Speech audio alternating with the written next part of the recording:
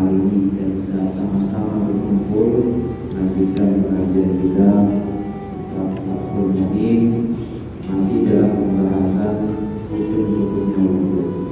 Pada pembahasan yang telah lalu kita sudah bicarakan bahwa hukum wudhu itu ada 6. Di antaranya itu adalah membasuh seluruh bagian yang ada di muka.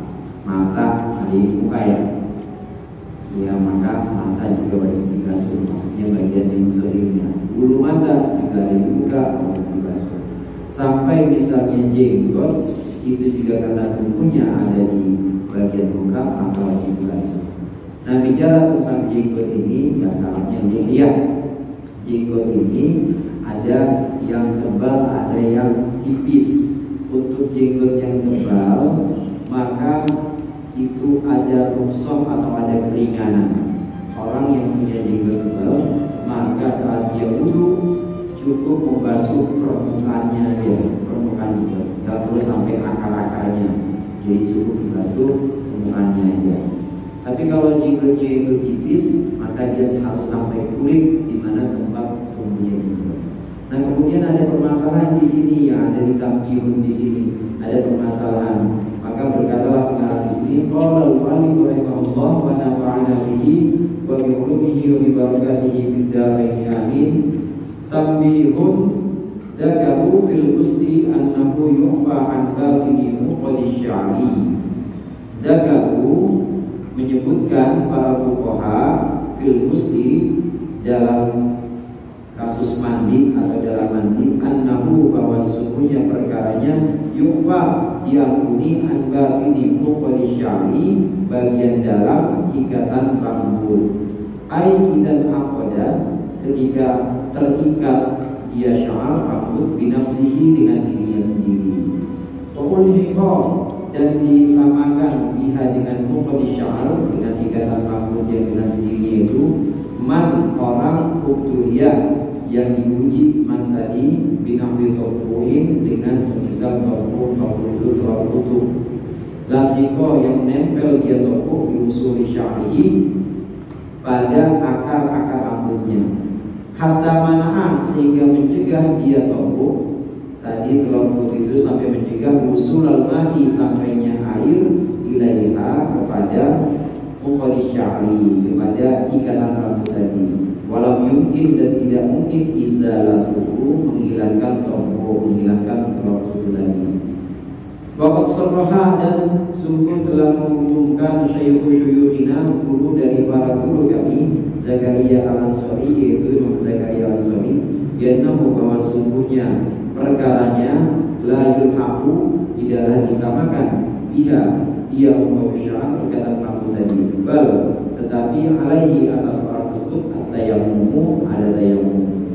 Lakin qala tetapi berkata tilmiduhu muridnya Syekh Zakaria Al-Ansari, Syekhuna yaitu guru kami Ibnu Hajar Al-Haytami, walladhi yatajiru apa pendapatnya walladhi dan bermula pendapat atau bermula sesuatu yatajiru yang utama al-afu adalah pemaafan didoroti karena darurat. Di sini ada pengingat atau satu kasus rambut misalnya.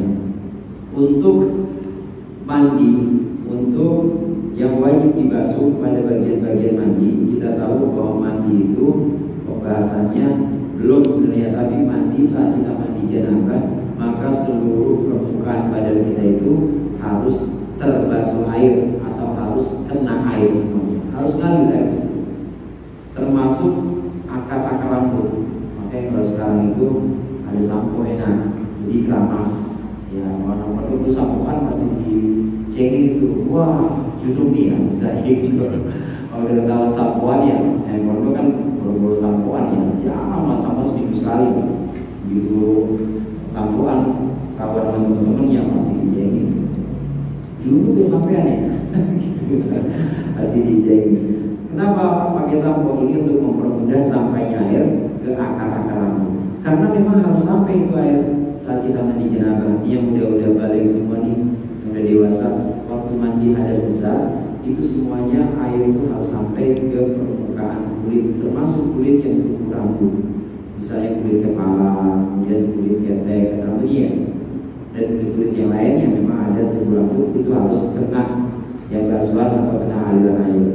Nah, bagaimana dengan ini? Bagaimana dengan rambut yang terbasuh dengan sendirinya, misalnya terbasuh yang yaitu kusut dengan sendirinya. Jadi karena kondisi tertentu ini jadi rambutnya kayak gimbal gitu. Tapi bukan gimbal yang dibuat kuat. Ya udah dia kusut aja begitu, kusut. Nah itu kan air bisa nggak sampai di situ.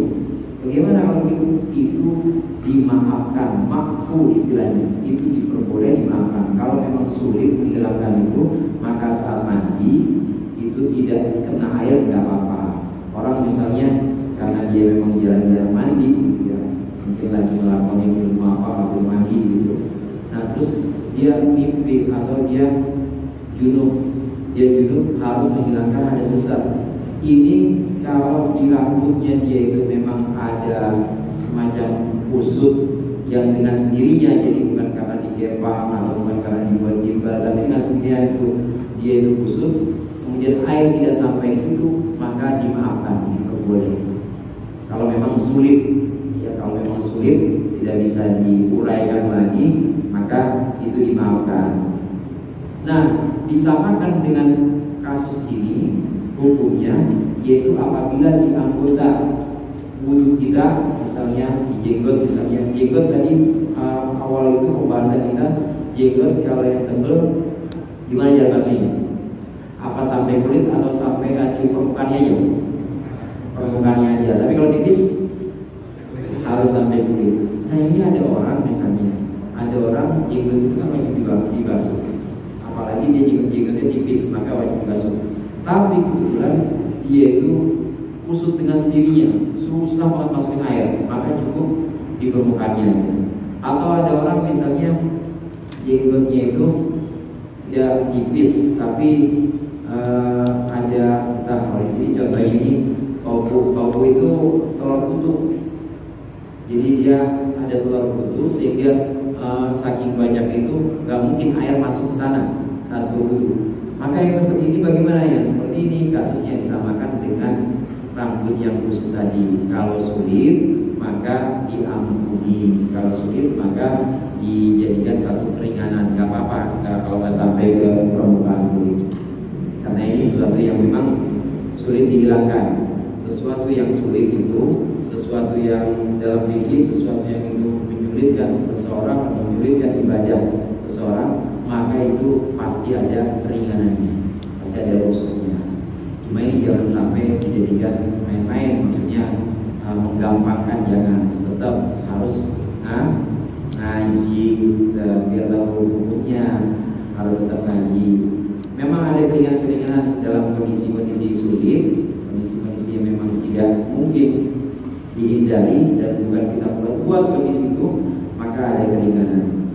Ini pendapat pertama, cukup di permukaannya aja, nggak sampai kulit. Gimana Ustaz? Nggak apa-apa, nggak sampai kulit, karena memang susah sampai kulit. Ya wudhu biasa aja, sampai jenggot, karena di sini kulitnya ini luka atau di sini kulitnya ada wudhunya tadi contohnya nggak bisa digasuh air, nggak bisa sampai air, maka boleh permukaan jenggotnya aja, rambutnya nggak usah sampai kulit.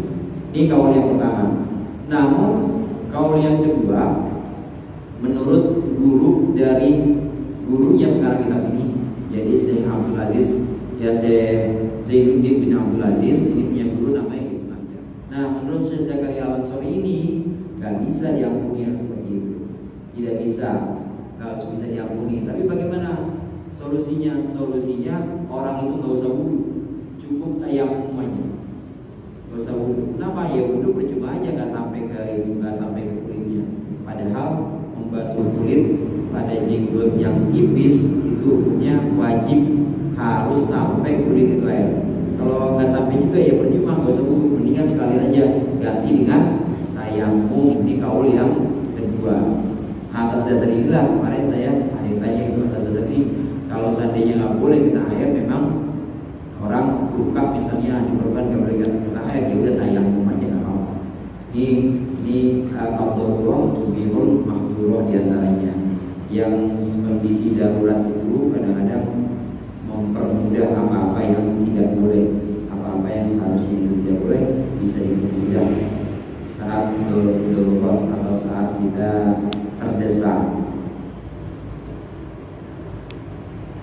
Demikian dua kaul ini. Namun yang disampaikan oleh pengarang kitab Fathul ini oleh Mu'allif adalah pendapat gurunya, yaitu pendapat Hajar Al-Haytami bahwa enggak, tetap wudu ya, tapi diampuni, tetap wudu kayak biasa, tapi kalau nggak sampai itu, nggak sampai permukaan kulit, nggak apa-apa diampuni. Nah, wudu ini penting buat teman-teman sekalian, adik-adik yang baru yang sudah balik, ya wudunya, mandinya itu harus sampai semua, harus terbasuh. Kemarin ada istilah membasuh, ada istilah menyapu. Kalau membasuh itu air harus mengalir, tapi kalau menyapu itu enggak. Menyapu itu hanya satu bagian dari wudu yang disapu atau diusap istilahnya, yaitu sebagian kepala. Yang lainnya harus dibasuh, harus mengalir air. Nah, itu pengingat ya satu kasus yang disampaikan dalam kitab ini, masih dalam rukun yang kelima. Masih dalam rukun yang kelima. Rukun yang keenam dari wudu puasa di suha, dan yang keenam dari wudu, dari rukun-rukunnya wudu, tartibun, yaitu tartib. Tartib itu apa? Berurutan. Kama dzukira, seperti keterangan dzukira yang disebutkan, kama atau seperti urutan dzukira yang telah dituturkan min taqdimil ghusli, yakni mentakdimi ghusli wajhi, yakni mendahulukan membasuh wajah, fal yadaini, kemudian dua tangan, farras, kemudian dua farasi, kemudian kemudian kepala, farqilaini, kemudian dua kaki, itu tibahi, karena tiba itu mengikuti Nabi Muhammad SAW.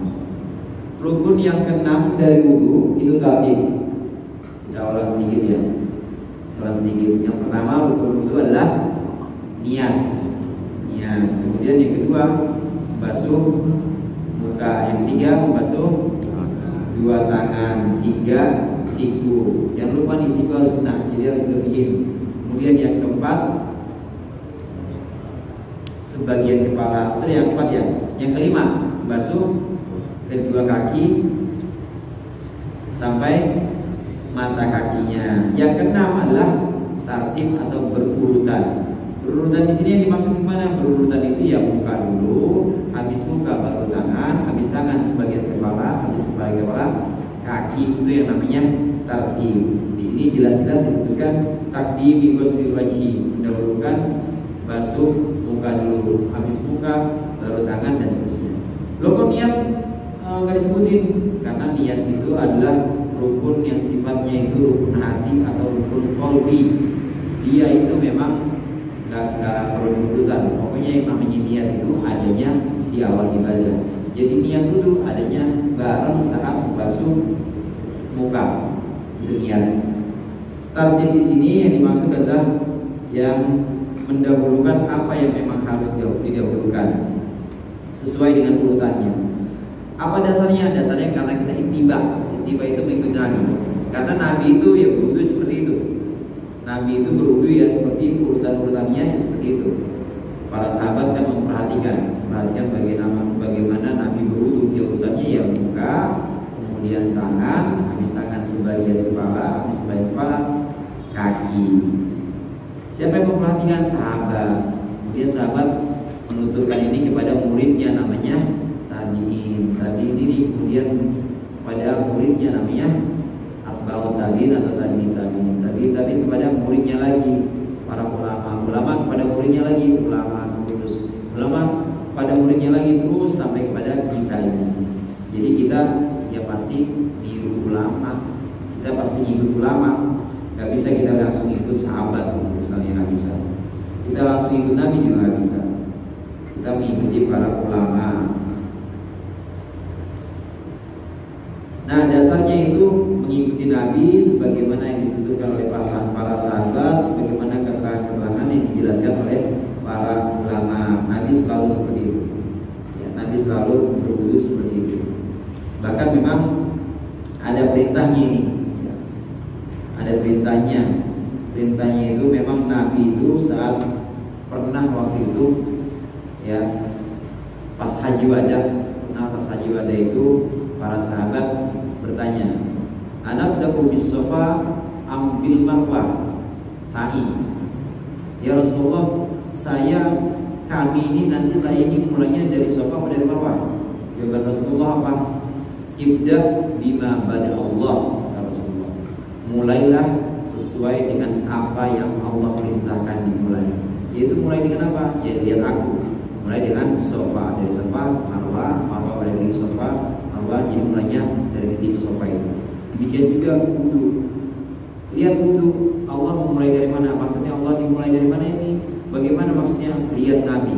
Nabi itu semua perbuatannya, perkataannya, bahkan diamnya Nabi Muhammad itu adalah hukum. Demikian juga wudunya Nabi Muhammad, mulai dari muka, tangan, ini adalah hukum. Dan ini bukan perbuatan biasa, ini dituntut oleh Allah. Jadi dengan kata lain, Allah mengajarkan Nabi mulai wudu dari mana? Dari muka. Ya mulailah dengan apa yang dimulai oleh Allah, yaitu dari muka. Dasarnya itu seperti itu. Dikiaskan atau dianalogikan dengan kejadian yang ada di Hajjatul Wada itu. Mulai dari mana ya Nabi? Safa Marwah. Ibda bima bada Allah. Memang ini umum, ya, ini umum, maksudnya meskipun peristiwa itu adalah haji wada, tapi perkataan Nabi itu al-ibrah di umumil lafaz. Yang namanya pelajaran itu diambil dengan lafaz yang umum atau keumuman lafaznya. Nabi bilang mulailah sesuai apa yang Allah mulai. Itu memang untuk haji wada, asbab nurulnya. Tapi hukum itu juga berlaku untuk wudu. Mulai dari mana? Nabi dituntut oleh Allah mulai dari muka, maka mulailah dari muka, kemudian tangan, kemudian sebagian kepala, kemudian apa? Kaki. Itu urutan-urutan yang memang sudah dituntut. Selain itu memang hadirin sekalian, memang jelas-jelas di situ. Jelas-jelas kan ayatnya, "Faghsilu wujuhakum wa aydiyakum ilal marafiq wamsahu bi ru'usikum." Jelas-jelas faghsilu bi wujuhikum, wajah dulu. Wa aydiyakum, tangan urutannya. Wamsahu, apa itu tulisannya? Faghsilu bi wujuhikum, faghsilu wujuhakum wa aydiyakum ilal marafiq wamsahu bi ru'usikum. Wamsahu bi ru'usikum, kepala. Kemudian kaki. Memang ayatnya secara berurutan adalah aturan wudu yang pernah kita bahas itu harus tertib, harus berurutan, tidak boleh dimodif. Nah, ini sekalian yang seperti inilah yang tidak bisa diubah atau dimodifikasi. Nggak bisa. Islam itu kan ada 3 bagian. Bagian yang pertama akidah. Akidah kita, ya Islam kita ini dengan akidah yang yang Nabi ajarkan, para sahabat ajarkan, dan juga akidah yang Islam yang ada di sana, misalnya ada di Palestina atau yang ada di Timur Tengah atau yang ada di Malaysia. Akidah yang tetap tentang apa? Tentang keesaan Allah, iman kepada malaikat, itu nggak bisa diubah udah. Yang ada di rukun iman nggak bisa diubah. Mahdoh, ibadah murni. Ibadah murni seperti yang ada di rukun Islam. Syahadat, apa lagi? Sholat, terus puasa, itu udah nggak bisa diubah. Kalau yang bentuknya ibadah mahdoh, nggak bisa diubah. Tapi yang bukan ibadah mahdoh, seperti apa yang bukan ibadah mahdoh? Misalnya kita baca Al-Quran, ibadah juga. Ya terus kita misalnya ngaji seperti ini, ibadah juga. Memang kan nggak murni ibadah. Di situ ada unsur misalnya mencari ilmu, ada unsur misalnya di situ silaturahim juga misalnya, bukan ibadah murni. Gimana seperti itu? Itu bisa disesuaikan dengan konteks masyarakatnya. Berarti konteks kan? Mana? Disesuaikan dengan kondisi masyarakatnya. Untuk ibadah-ibadah yang bermakna seperti baca Quran misalnya, mau pakai langgam, langgamnya misalnya bukan langgam yang Nabi ajarkan, ya nggak apa-apa. Yang penting yang asalnya atau yang aslinya itu hukum tajwid tetap dipegang, boleh-boleh aja. Terus kalau yang tidak asli dari Nabi seperti apa? Seperti langgam misalnya, itu kan Nabi bukan asli diajarkan oleh Nabi, itu bisa disesuaikan dengan konteks masyarakatnya. Di sini ada yang ahli qiraat, maksudnya yang qori yang tahu tadi ya, belajar yang saya juga belajar gitu. Kalau kita tahu itu musabaqah Al-Quran yang ada nada-nadanya, nagom itu namanya Al-Quran nagom. Jadi bukan yang murotal, bukan. Itu ada bayati, kemudian ada jawab gitu ya. Itu emang pernah diajar sama Nabi? Gak pernah. Sama sahabat gak pernah juga. Itu dari mana? Itu dari perkembangan itu adalah ada di Persia saat itu. Jadi sudah masa setelah tabi'in, dan ini sampai kepada kita. Yang begitu boleh nggak? Boleh. Kenapa? Karena itu bukan ibadah makhluk. Yang bukan ibadah makhluk, yang bukan ibadah murni seperti sholat, dan puasa, dan haji, itu boleh disesuaikan dengan zamannya atau disesuaikan dengan kondisi masyarakatnya. Boleh-boleh aja.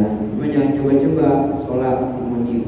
Ya, sholat misalnya dimodif 4 rakaat jadi 5 gitu, nggak boleh, karena itu beda makhluk. Demikian juga wudhu juga nggak boleh diubah, karena ini adalah ibadah murni, ibadah makhluk Islam. Bagian yang kedua dari agama itu ibadah. Bagian yang ketiga adalah akhlak. Pada 3 bagian ini, ya, bagian akhlak, kemudian juga bagian ibadah yang makhluk, ini bisa disesuaikan dengan konteks masyarakat atau kondisi masyarakat. Jadi ada yang namanya prioritisasi Islam, ya. Jadi Islam dibumikan, disesuaikan dengan kondisi masyarakat Jawa, disesuaikan dengan kondisi masyarakat Betawi, disesuaikan dengan kondisi masyarakat Lombok misalnya. Bagian yang mana disesuaikan? Ya bagian yang bukan akidah dan bukan ibadah makhluk. Bagian akhlaknya disesuaikan, kemudian bagian cara baca Qurannya disesuaikan sesuai dengan masyarakat setempat. Boleh nggak? Boleh. Itulah yang namanya prioritisasi Islam, yang sekarang disebut dengan Islam Nusantara. Islam Nusantara bukan agama baru, bukan. Islam Nusantara itu hanya bagian akhlak dan bagian ibadah-ibadah yang tidak murni, yang disesuaikan dengan masyarakatnya. Boleh. Kadang-kadang orang salah paham jadi sihir ya. Ya pokoknya wudhu jangan modif ya. Wudhu jangan modif karena itu bagian ibadah murni, ibadah makhluk. Nah, pokoknya wudhu itu sesuai urutannya yang sudah diajarkan dari Al-Quran, juga memang ayatnya berurutan. Kemudian yang diajarkan oleh Rasulullah juga itu ibda bima pada Allah, mulailah dengan apa yang Allah mulai, ya kita ikuti tartibnya seperti itu. Walaupun masa muhdithun, dan jika mencelupkan muhdithun seorang yang berhadas atau tercelup, juga bisa tercebur muhdithun orang yang berhadas, walau fimain qalilin, meskipun dalam air yang sedikit, biniyatin mu'tabaratin, dengan niat yang dianggap sah. Maksudnya niat yang dianggap sah itu apa? Mimma, yakni apa-apa makro yang telah lalu. Gimana? Ajza'ahu, maka mencukupi, ya, mencukupi si muhdith anil wudu'i, dari wudu'nya, anil wudu'i dari wudu'nya. Walau lam yamkuth, dan meskipun tidak berdiam si muhdith beriltimasi dalam tercelupnya dia, tercelupnya dia zamanan, dengan satu waktu yumkinu yang memungkinkan di dalam zaman tersebut at-tartibu tartib. Naam, ya, lalu kita salah jika mandi seseorang biniatin dengan satu niat, fayusyratu, maka disyaratkan fihi dalam mandi at-tartibu tartib hakikatan secara hakiki. Jadi di sini ada contoh. Tadi niat pembahasan Niat itu letaknya di mana? Saat membasuh apa? Saat membasuh muka. Begitu kita niat wudhu saat membasuh muka misalnya, maka di situ kita sudah terkena hukum wudhu dan terkena rukun wudhu sampai yang keenam, yaitu harus tartib. Nah, di sini ada kasus misalnya ada seorang kemudian dia menjebur atau dia mencelupkan dirinya bahkan dalam air yang sedikit, air yang belum dua kolam, air yang belum dua kolam itu gimana ya? Kecil lah kayak orang yang misalnya orang yang kecil menjebur ke air yang belum dua kolam, air itu yang belum 2 kolam atau belum lebih dari 270 liter tercebur. Hukum air ini kemarin juga sudah kita bahas, air yang kurang dari 20 atau kurang dari 270 liter ini kalau dia tercelup anggota badan kita dan kita niatkan untuk wudhu misalnya, jadi mustahil. Nah, tapi kalau kita niatkan jadi mustahil, nggak apa-apa, jadi mustahil. Jadi kalau ngambil gitu aja karena bukan ibadah, asal ngambil kayaknya yang kayak mustahil. Yang belum 2 kolah, kita bicara yang belum 2 kolah. Kalau yang sudah 2 kolah aman. Ada air belum 2 kolah, kalau kita mencelupkan anggota badan kita sampai semua tercelupkan tanpa niat, maka air itu lagi mustahil. Nah, kasus yang tadi baru saja kita baca yang disampaikan di sini, kalau misalnya kita atau ada seorang mencelupkan anggota badannya semua, anggota wudhunya semua dicelupkan tanpa niat apa-apa, dan kemudian selesai dia itu mencelupkan, dia itu baru niat saya nawaitul wudu'a li rafi hadatsil asghari fardhu ta'ala. Dia niat itu. Ini udah semua anggota wudhu udah tercelup semua. Dia niat itu jadi wudhunya itu. Jadi kenapa? Karena sebenarnya saat dia itu tercelup atau saat dia itu berendam tanpa niat, ini sebenarnya sudah ada tartib, yaitu kalau dia setelah tercelup semua itu udah ada muka, setelah muka tangan, setelah tangan sebagian kepala kaki, itu udah ada tartib meskipun bukan tartib yang hakiki. Dengan syarat tadi niatnya harus di belakang. Jadi begitu udah tercelup semua baru niat di belakang, itu jadi wudhu. Lain hal kalau begitu dia mencelupkan mukanya saja misalnya dengan niat, maka airnya jadi mustahil. Dan hukum yang lain harus tartib, setelah muka tangan, setelah tangan anggota wudhu yang lain yaitu kepala, setelah kepala kaki. Nah, demikian kalau ada anggota badan kita atau ada seorang misalnya mencelupkan anggota badannya tanpa niat, maka airnya itu tidak mustahil. Kalau semuanya itu semuanya tercelup, kemudian dia itu berniat untuk wudhu, maka terangkatlah hadasnya. Artinya wudhunya itu sah. Dengan syarat tadi niatnya harus di belakang tadi. Tidak kontrol itu maksudnya tidak apa-apa. Nisyanu lum'atin, lupa satu bagian atau satu titik, atau lumain atau beberapa titik, beberapa bagian di ghairi afdhalil wudhu'i, dalam selain anggota wudhu. Balaukana, bahkan jika ada ada afdhalih, atas bagian ada afdhalih yang selain anggota wudhu, ada apa? Mani, ada penghalang, kasyamkin seperti lilin, lam yadurra, maka tidak memadoroti atau tidak apa-apa, karena stadharahu, sebagaimana mengumpulkan akan pendapat ini, ya, awal gue matolog Syekhuna kami Ibnu Hajar al-Haytami. Walau ahdatha, dan jika berhadas seorang wajnaba dan junub seseorang, ajza'ahu, maka mencukupi akan orang tersebut al-ghuslu, mandi saja, anhuma, mencukupi dari junub dan hadas kecil, biniyatihi, dengan niat ghusl, dengan niat mandi. Wala yajibu, dan tidaklah wajib tayammumu mimani, meyakini tersebarnya air meyakini yang menyebarnya air jami al-qabli akan seluruh anggota. Bal yakfi, tetapi cukuplah ghalabatu dhanni, menangnya dugaan atau menangnya zon bihi terhadap jamil udhu. Ini ada beberapa pembahasan di sini. Kalau ada orang mandi yang pertama, kalau ada orang mandi kemudian dia berniat. Kalau ada orang mandi kemudian dia niat, tapi niat membasuh, maksudnya ada orang membasuh, kemudian dia niatnya dengan niat itu tadi kita bahas, maka itu wajib tadi. Nah kemudian kalau ada orang mandi dia lupa ada anggota badan atau satu titik yang kira-kira itu tidak terkena air, atau beberapa titik yang kira-kira itu tidak terkena air. Ini bagaimana kalau seperti ini? Maka zon aja sifatnya. Zon itu ya kita duga aja yakinkan bahwa udah kena semuanya. Kalau datang keraguan ini bagian kuping belum nih, nah itu dihilangkan.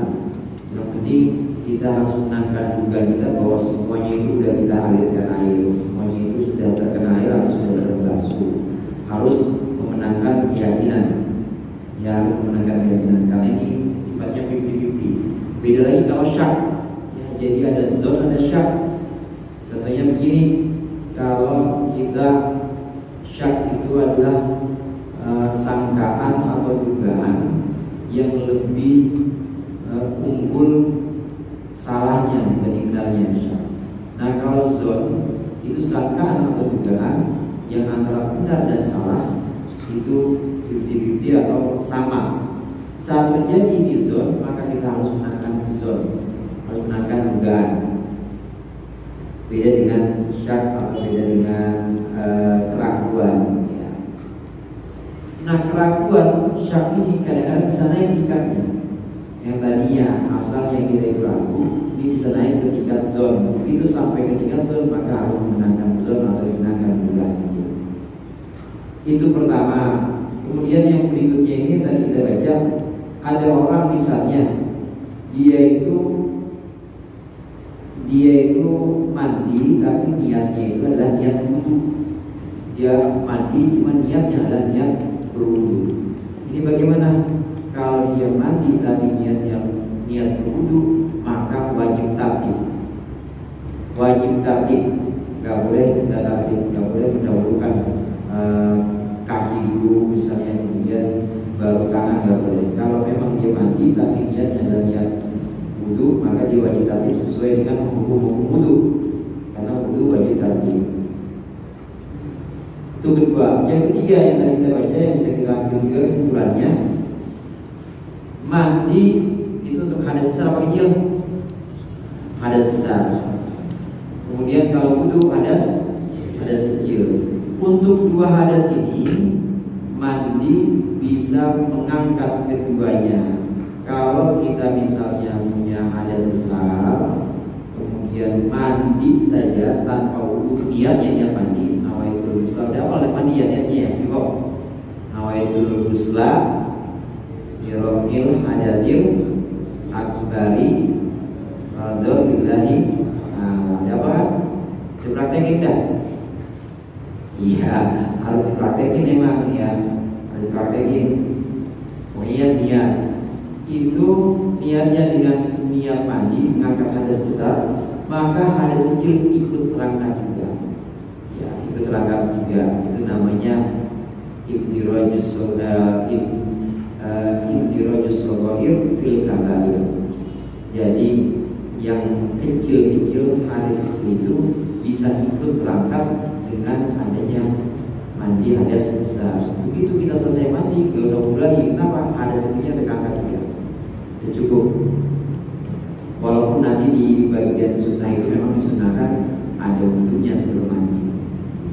Jadi mandi itu bisa mencukupi untuk menghapus hadas besar dan juga sekaligus menghapus hadas kecil. Kayak ini tadi indirajus shaghair fil kabair. Kayak begini contohnya, dosa besar misalnya ya, yang dipraktekin kalau ini sebesar. Kalau tadi mandi boleh pakai dosa besar, orang misalnya punya dosa besar, yaitu ya pokoknya balon banget, mau juga, dia zina juga semuanya. Tapi dia benar-benar pengen tobat. Dia benar-benar pengen tobat dengan syarat-syarat tobat itu. Dia bertekad mau mengulangi, penyesalannya juga ada, benar-benar penyesalan di dalam. Akhirnya dia istighfar banyak-banyak malam itu. Astagfirullahaladzim, astagfirullahaladzim. Itu dosa besarnya bisa hilang. Nah, dosa kecilnya gimana? Dosa kecil itu kayak gimana? Dosa kecil kayak misalnya dia kayak misalnya dia itu menunda sholat, sedang menunda ya, menunda sholat, atau dosa kecil kayak misalnya dia itu yang kira-kira memang diampuni oleh Allah ya, sholat tapi nggak memenuhi syarat-syaratnya. Udah sholat dia nggak meninggalkan sholat dosa besar, dan dia sholat tapi syarat-syaratnya nggak cukup. Yang itu bagaimana? Jadi itu bisa itu terangkan juga dengan taubatnya dia. Jadi contohnya atau analoginya adalah semacam itu, sholat atau dosa-dosa besar, maksud saya dosa-dosa besar dengan upaya taubat, istighfarnya sama itu juga, tapi dia niatnya adalah untuk taubat. Kalau dosa besar yang kecil ikut terangkat juga, karena dengan jalan taubat atau dengan jalan niat menghapus dosa besar. Kata Rasulullah kan begitu, hatta ibu minaz dzambi kaman la dzambalah. Orang yang taubat ya, itu seperti orang yang enggak ada dosa lagi. Orang yang taubat karena dosa yang besar udah benar-benar hapus semua. Yang kecil-kecil itu terhapus juga. Demikian juga mandi ya, hadas kecil juga terhapus juga. Farahun law syakkal mutawaddi'u wallahu a'lam bishawab. Kemudian